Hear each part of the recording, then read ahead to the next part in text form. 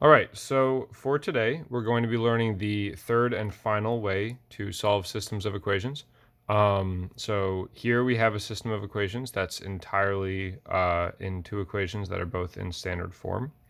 And we could do this the other two ways that we had done before. So we could turn these both into something that you can graph. We could graph them and find the point where they meet. We could solve one of these for x or y and use substitution again. But today we're going to use something called elimination. So what we want to think about here, the goal of today is to figure out how to use elimination. And that means we're going to be taking either the x or the y, and we're going to try to figure out which one of these two variables we can eliminate. And we're going to do that by adding the two or subtracting the two equations from each other. Now, in this case, if I were to add these two equations together, 3 and negative 7, that would be negative 4x, and 2y plus negative 5y, that would be negative 3y. So you can see how if we're adding these equations together right now, they're not going to eliminate. So we're going to do a little bit of work to make them eliminate. In this case, you can choose to eliminate x or y. It doesn't actually matter. In this one, I'm going to choose to eliminate y. So I need to think about an equivalent coefficient that I can get these two so that they will cancel out. It's kind of like finding a common factor or a common denominator. So we think about what is a number that both 2 and 5 go into. Well, in this case, 2 and 5 both go into 10.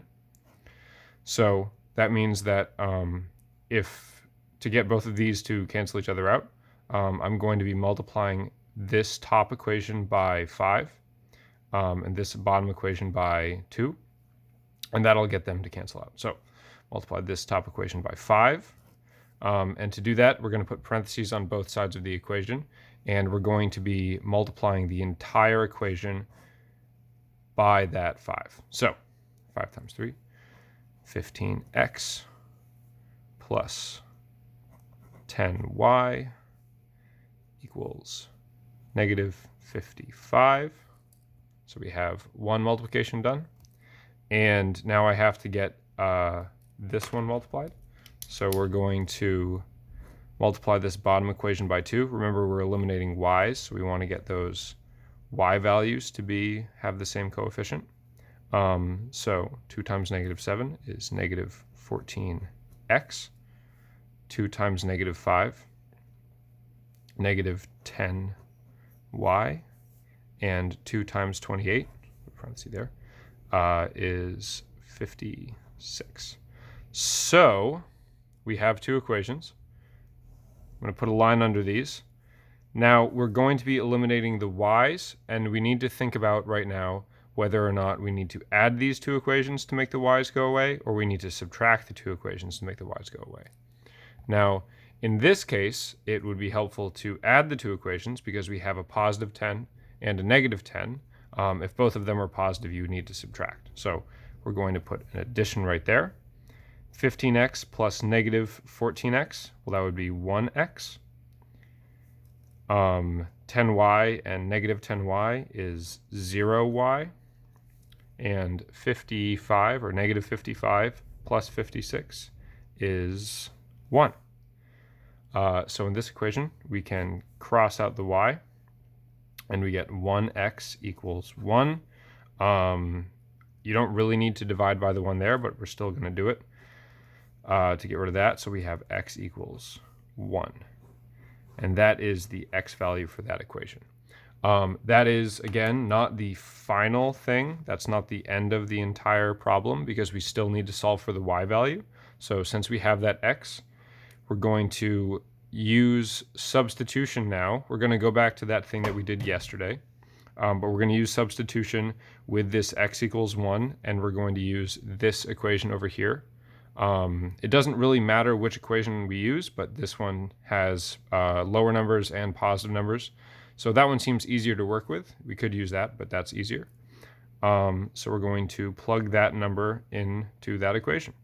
So using substitution, 3 times x is 1 plus 2 y equals negative 11. So we've substituted what x is equal to into the x value in the other equation. And now we're just going to have to use solving just to solve for y. So 3 times 1 is 3.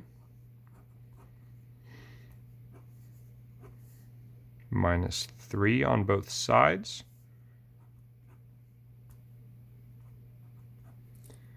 14.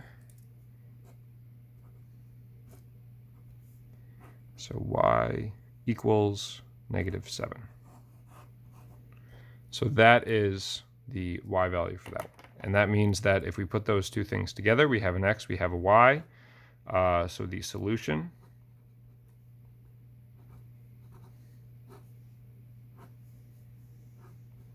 is 1, negative 7.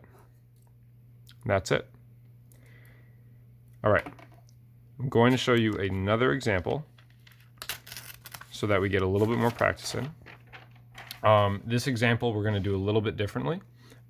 So again, we could eliminate the y's or the x's. Just to show you something a little bit different, we're going to eliminate x in this example. So I see a negative 3 and a negative 2.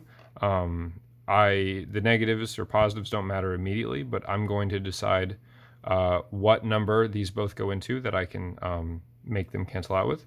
So I know 3 and 2 both go into the number 6. To get that, I'm going to have to multiply the top by 2. So remember, I need these numbers the same. So I'm going to multiply this by 2 so that that is a 6, and that by 3, so that's a 6. 2 times 3, 2 times negative 3, negative 6x. 2 times 6y is 12y, and 2 times 6 is 12. So we're going to do the same thing with the bottom. Again, we're eliminating x. So I'm not multiplying by 2. In this case, I'm multiplying by 3, because 3 times 2 is 6. So 3 times negative 2, negative 6x. 3 times 7, y is plus 21y. And 3 times negative 2 is negative 6.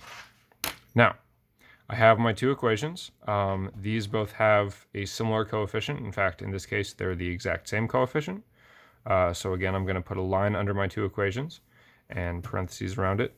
Now I have to figure out, are we going to add these two equations or subtract them? Now, if I added them, negative 6 plus negative 6 is negative 12. That's not going to work. So if I subtract, negative 6 minus negative 6 would be 0. So in this case, we're going to be subtracting. So negative 6x minus negative 6x is 0x. 12y minus 21y is negative 9y. 12 minus negative 6 is 18. Remember, we're subtracting a negative, so that becomes a plus 6. So I can cancel out the x. We can see that we have eliminated x, and we are left with negative 9y. So negative 9y equals 18. All I have to do is divide by negative 9 on both sides, and y equals negative 2. So in this case, I have, again, I have half of my answer. I have the y value. That means that I still have to solve for x. So I'm going to choose which equation I think is going to be easier to solve for. It doesn't really matter. So I'll just be using this top equation again. And we're going to use that y equals negative 2. So negative 3x plus 6. Make sure you're substituting that 2 into the right spot. So negative 2 into where the y was equals 6. And now we just solve that for x. So negative 3x minus 12. 6 times negative 2 is negative 12 equals 6. Add 12 to both sides. Negative 3x equals 18. And divide by negative 3.